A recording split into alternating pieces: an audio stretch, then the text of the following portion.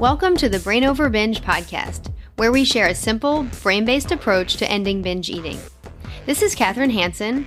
I'm the author of 2 books on binge eating recovery, Brain Over Binge, and the Brain Over Binge Recovery Guide. And I'm so excited to have my friend and colleague, Cookie Rosenblum, co-hosting this show with me today. And we're going to hear from Cookie in just a minute. With this being our first episode, I want to tell you what this podcast is all about.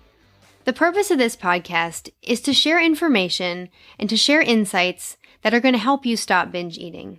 We want to empower you, we want to encourage you, and we also want to take a lot of the confusion out of recovery. We want to help you get on a very clear path to freedom from binge eating. I want to welcome you to this podcast and tell you that you are not alone in this. I want to tell you that you absolutely can stop binging, and we're going to help you. And now I'm going to bring on my co-host, Cookie Rosenblum, so she can welcome you as well. Thank you, Katherine. I'm excited to be here with you and speak to all of you listening today. And our goal is to teach you, just as Katherine has done for herself, and we have helped our clients and the women and men in our groups to teach you how to leave binge eating in the past, to have it become something that you used to do. And we feel so good about doing this because we've learned even more what you want and what you need from the groups that we've recently done. So thank you so much for being here today, and we're excited with what we need to share with you. Thanks so much, Cookie. Now, before we get into teaching you how to stop this behavior, we want to talk about what binge eating actually is. And this is going to help you determine if this podcast is right for you or someone that you care about. Now, binge eating is a little different for everyone, but it's not just the simple overeating that most people do from time to time, like at a holiday or a big meal.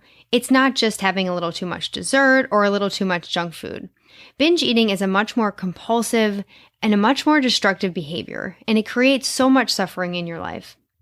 Right now, I'm going to give you the more clinical definition of a binge, but remember, like I said, everyone is a little different.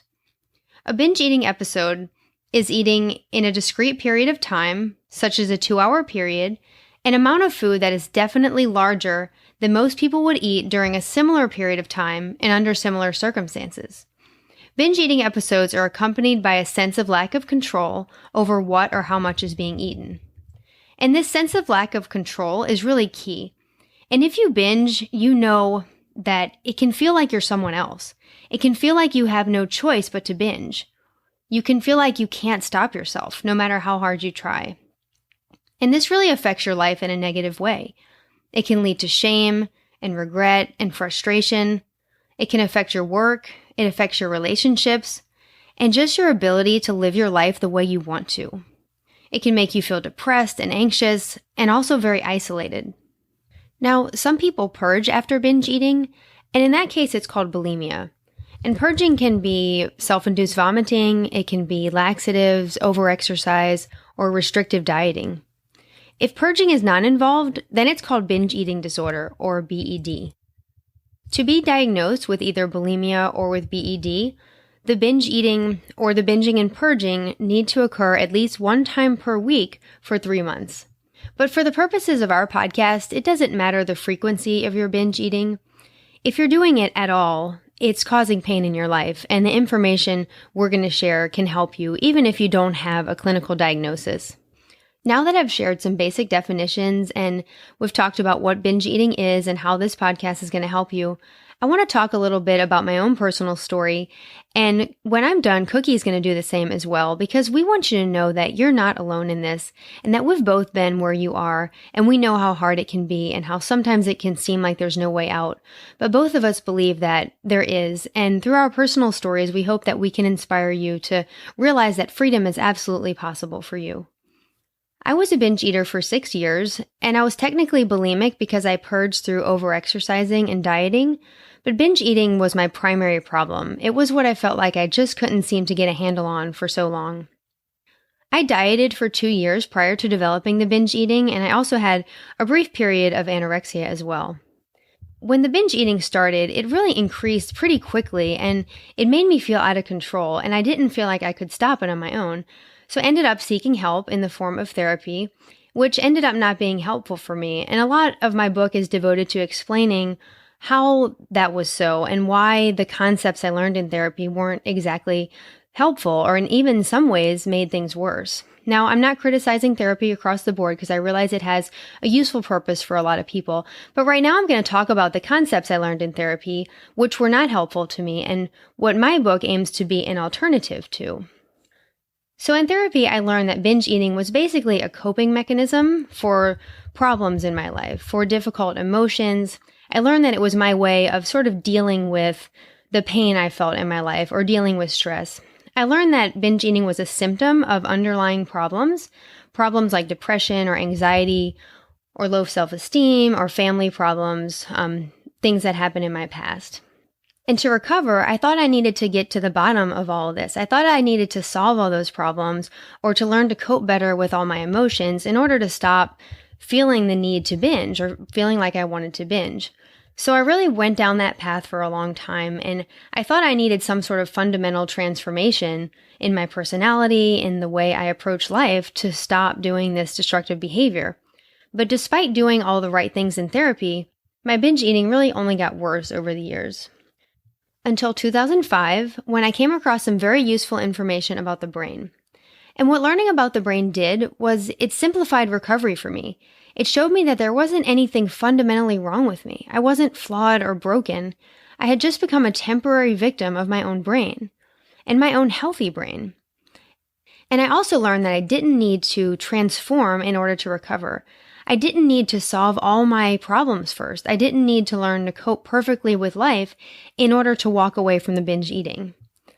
And I shared my own personal story and how I applied these brain-based concepts in Brain Over Binge in 2011.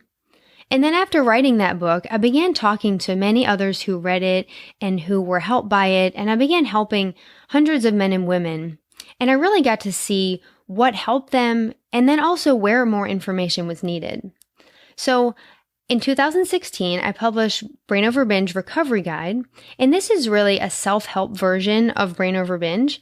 It helps people apply these brain-based concepts in their own life, in their own unique way that works for them. Because I want to help people create their own path to recovery that really feels authentic to them. So that's my story and a little about what I share in my books. And now Cookie is going to tell us her story and how she also became involved in using the Brain Over Binge approach. I have been a weight loss coach for over 25 years, and mostly I focused on emotional eating and general weight loss. And I did not have an issue growing up with my own weight.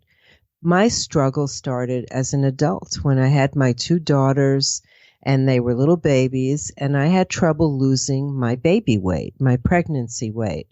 Well, that frustration led me to become an emotional eater. And it increased and it increased, and it became the thing that I thought about literally day and night. I woke up thinking about it, and I went to bed thinking about it. My weight, what I ate, what I didn't eat, whether I was good or bad. And I started realizing that by focusing so much on my eating and having such a diety mentality all the time, I began slipping into the world of binge eating. I began getting urges to eat large quantities of food just randomly because my whole world was so focused on restricting and watching what I ate to lose that baby weight. I was really miserable. And I was a weight loss coach at the time, so nobody knew what I was going through. I had a lot of shame. And I realized one day that I had worked myself into an eating disorder that didn't used to exist. I went from normal eating to very, very restricted diet eating to emotional eating and then to binge eating. So what happened for me was I literally woke up and scared myself, and I stopped binge eating just like that. I didn't know how or why I was able to stop because this was before Catherine's approach was created. And all I knew was that I was scared enough, looking back now, for the part of my brain that was in charge and wanted the best things for me to take over and to stop responding to that binge to eat. I was so afraid that I was able to do it. I still struggled for a while with emotional eating, but it had nothing really to do with the binge eating. And now I don't do that anymore. Of course, since I found Catherine, I totally look at it in a different way.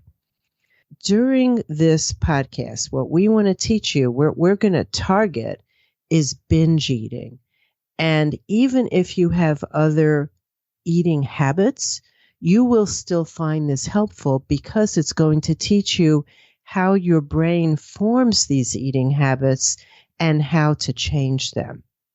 Catherine, do you want to just talk a little bit about what the basic approach is to stopping the binge eating? Yes, absolutely. The approach we'll talk about in this podcast is the Brain Over Binge Approach, and it's basically a simplified approach to recovery based on some very basic and very practical brain science, which we're going to share here. And don't worry, this is nothing complicated. The Brain Over Binge Approach is an alternative to the mainstream approach that I talked about earlier, the mainstream approach that says binge eating is a coping mechanism or a symptom of underlying problems. The Brain Over Binge approach is about learning to see your binge eating in light of the brain, and then using that information to empower yourself. It's about changing your perspective to see yourself as fundamentally healthy and not broken and not diseased. In the Brain Over Binge philosophy, binge eating is a natural but also very primitive brain response to restrictive dieting, which becomes a habit over time. Or binge eating can also develop as a primitive response to repeated overeating of highly stimulating foods, which increases over time and then forms the same binge eating habit. So it either begins after a period of dieting as a basic survival response, which was the case for me, or it starts a little more like Cookie talked about, where overeating starts and then gradually grows and builds over time. But either way, it's a primitive brain response that makes you feel out of control. And what we're going to teach you is to take control back. We're going to teach you to use the higher parts of your brain, your higher cognitive power, to begin overcoming the binge eating habit. And we're going to teach you to do this in an efficient and an uncomplicated way. We're going to teach you how to use the part of your brain that can overcome these urges to binge. Probably the most important thing you can learn up front when using this approach is that you are healthy, that there isn't anything fundamentally wrong with you. You're just a temporary victim of your own healthy brain. And right now, part of your brain is wired in a way that's harmful to you. But this is completely correctable. But to correct it, it takes some understanding of how the brain works, and it also takes some understanding of how you have the ability inside yourself to overcome this harmful habit. So the Brain Over Binge approach is based around one big idea about binge eating, and that is there's only one cause of binge eating, which is the urges to binge. And I'm going to repeat that because it's very important to understand up front. That the binge urges, this desire to binge, is the one and only direct cause of binge eating. Now, I realize at this point it may sound overly simple, but this idea is going to streamline recovery for you. So think about this. Each and every binge is preceded by an urge to binge, and no one would binge without that desire, that urge to do so. I define an urge to binge as any thought, any feeling, or any physical sensation that encourages binge eating. And it's important to see that without the urges to binge, you simply would not binge. Regardless of the problems in your life, regardless of what you've been through in your past, regardless of what emotions you're feeling, you would not binge without these urges. And this is really the opposite of traditional therapy that says the cause of binge eating is those emotions and is those problems and is those underlying issues. But really, it's just this strong urge, this strong push from your brain to eat massive quantities of food that causes you to do what you do. And if you don't understand why this is happening, if you don't understand the cause, it's going to keep driving you to do it over and over again.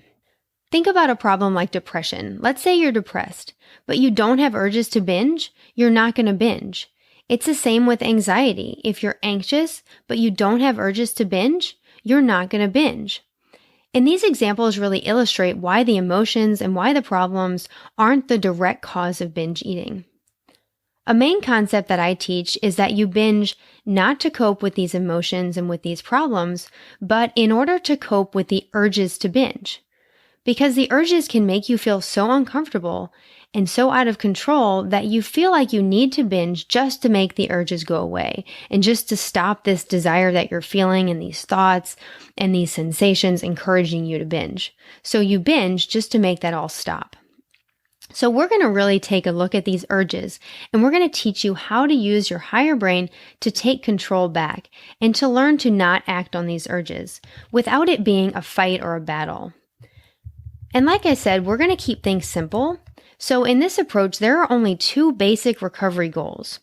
And Cookie is going to talk about these and explain to us why they're used in this approach. So Cookie, would you like to talk about that right now? Yes, and it's so important for you to hear this, that we only suggest that you focus on these 2 things. One is dismiss the urges to binge, and the second is to learn how to eat adequately. If you dismiss the urges to binge, you will not binge. There literally will not be a problem. That's why Catherine is explaining it as it sounds so simple, and we've all been taught in the past that it's a complicated issue, but it's the urges to binge that cause the bulk or 100% of the problem. So the number 1 goal is dismiss the urges to binge and then to eat adequately. If you learn to dismiss those urges to binge, then you're acting from your higher brain. If you don't respond to those urges, what will happen is they'll fade away, and then you will find that you're no longer binging. And if you stop dieting, and by that we mean eating restrictively, where you're hungry and you're not feeding yourself, not giving yourself enough food. If you don't stop doing that, then you're highly likely to keep those urges alive and put your lower brain back in charge because it thinks you need to binge to survive if you're hungry all the time. Extreme dieting and restriction can lead to the binge eating response, and your cravings to binge will increase if you do that, if you keep restricting. This is a normal reaction.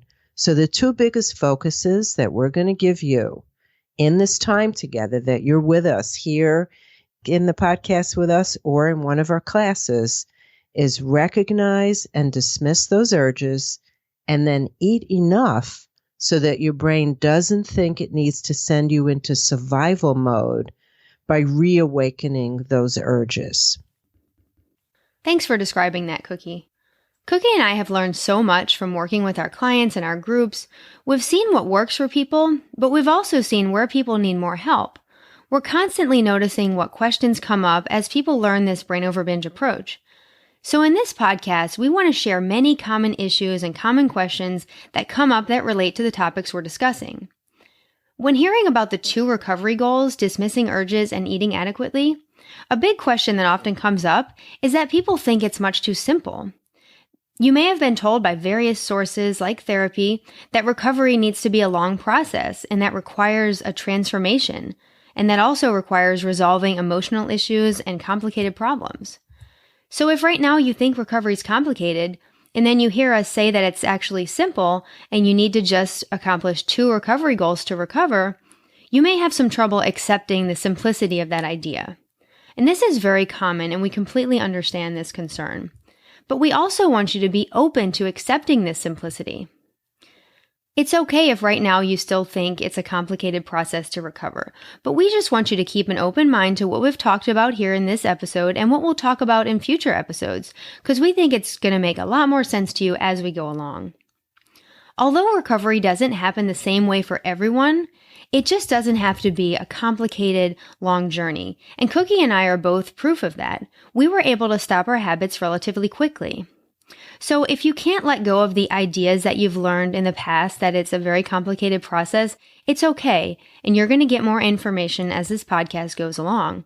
Once you see these concepts that we're talking about working and you see them making a difference in your life, then you'll be more open to accepting the simplicity and you'll be able to take control back from that lower part of your brain. And Cookie's going to weigh in on this issue as well. Yes. When you're trying to accomplish a goal, and the big goal here for all of you is stop binge eating. Simple, right? Very important to you because of the way it affects your whole life. Well, we all have a certain amount of energy and a certain amount of focus that we're able to put on different things that are important to us. If we zero in on the most important cause and effect relationship in binge eating, which is the urges and following them and then possibly restricting your food that keeps those urges alive. If we focus in on those two things, we get results. If you scatter, it's not to say, as Catherine said, that you don't want to improve the rest of your life, that you don't want to deal with emotions better, that you don't want to have better relationships. Those things are all possible, but they're not necessary. And if you focus on all of them at the same time, what's happening then is that you're scattering your focus, you're scattering your energy, and it's unnecessary. So we're going to really keep emphasizing the two main focuses and teach you how to keep your energy and your aim of focus on those two things and push all the other things aside while you're working on this. You can always make other changes in your life, but let's deal with the binge eating first. And putting your focus on them, that's the way to go. Yes, absolutely. And then that opens up your energy and your time and allows you to make any other changes you want to make in your life. That wraps up today's episode. Next time we'll be teaching you more about the urges to binge, and we're going to help you see them in a new way that's going to empower you and allow you to start changing your brain and ending this habit. Before we end, if what we've said in this podcast resonates with you and you want to learn more about the Brain Over Binge approach and get started applying these ideas in your own life, you can get a copy of my free ebook. It's called The Brain Over Binge Basics by going to my website, brainoverbinge.com, and subscribing. And I know that you all will be interested in learning more about Cookie as well. So Cookie, can you tell the listeners how they can learn more about you? Absolutely, Catherine. And I want to also mention that links to both of us will be right in the show notes. When you click on Catherine's link, you will get on her mailing list. You can get that ebook, which is very valuable and packed with information that we're talking about. And if you're interested in what I do and my book, I'm giving away a free downloadable copy of my book. Just click on my name in the show notes, and I will be happy to send it to you. Thanks, Cookie. We hope you can join us again next time. For now, this is Catherine Hansen and Cookie Rosenblum reminding you that you have the power to rewire your brain and to live a binge-free life. See you next time. The Brain Over Binge podcast is produced and recorded by Brain Over Binge Recovery Coaching, LLC. All work is copyrighted by Brain Over Binge Recovery Coaching, LLC, and all rights are reserved. As a disclaimer, the hosts of the Brain Over Binge podcast are not professional counselors or licensed healthcare providers, and this podcast is not a substitute for medical advice or any form of professional therapy. Eating disorders can have serious health consequences, and you are strongly advised to seek medical attention for matters relating to your health. Please get help when you need it, and good luck on your journey.